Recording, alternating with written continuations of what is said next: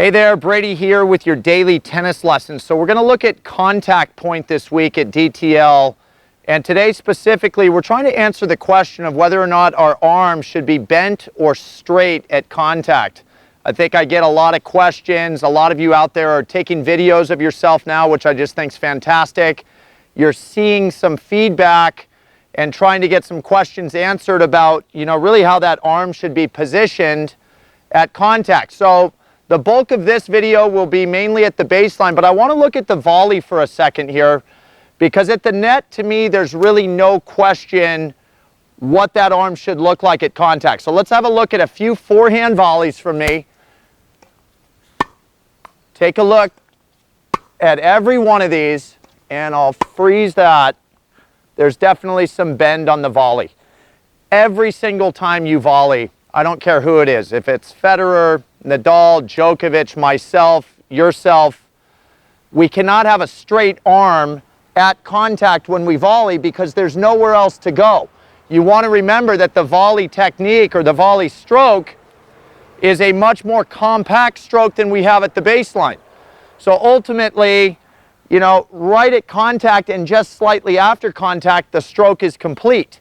So if my arm is already outstretched, by the time I'm volleying, there's no workability on the ball. I'm basically just creating a stop sign out there and hoping the ball hits my racket flush. I think you can see how this looks unathletic. It looks like I'm not really creating anything with my shot.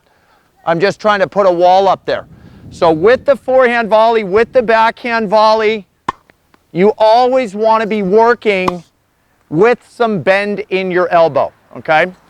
Now, with that being said, let's go back to the baseline and take a look at the ground stroke, because now there definitely is a debate on whether that arm should be bent or straight. Okay, so I think when you watch my forehand, what you're going to find is that there's definitely some bend in my elbow, but I don't want there to be this one cookie cutter type of arm position in terms of point of contact.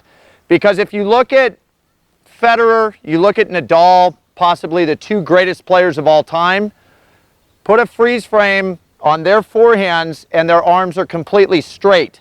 And that's a comfort level thing. Obviously, for any given player, we want the point of contact with the ball to be in front of our lead foot. Now, how extended we get, again, that's personal preference. The one thing I would say is don't take that to the extreme. We want this in moderation in terms of some elbow bend.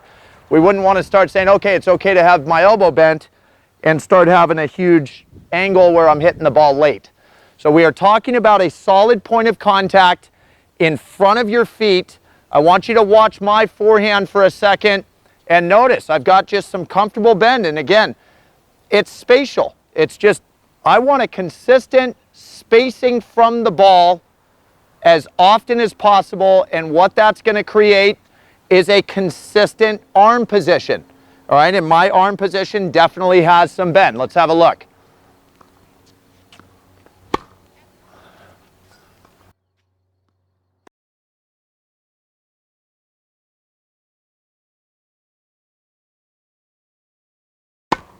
One more here. Okay, so you can see there, I mean, that's a good point of contact for me. None of those did I catch late.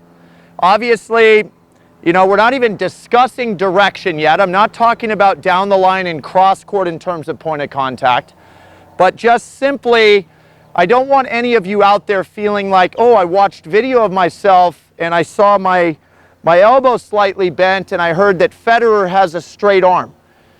Keep in mind, tennis is not exact, okay? There are a few things that have to occur for everybody, but in terms of completely straight or slightly bent, both of them are completely okay. I would suggest this though, don't play around with the two ideas. Again, consistency is the key here. A consistent point of contact makes you the best player that you can be.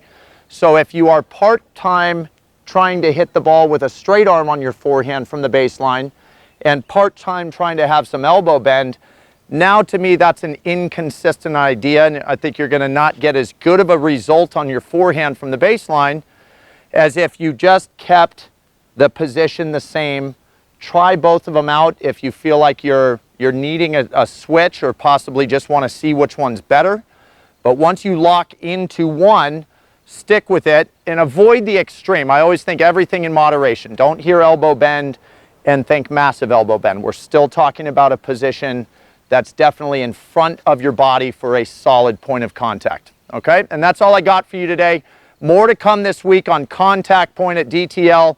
But until then, please click like below this video. And if you have not subscribed to our channel yet, please do so. As well as check down below me in the description of this video. You'll find the link to 3 free courses that Mark and I have put together. I think you'll find those really helpful as well. All right, so until next time, be well, and we'll see you soon at DTL.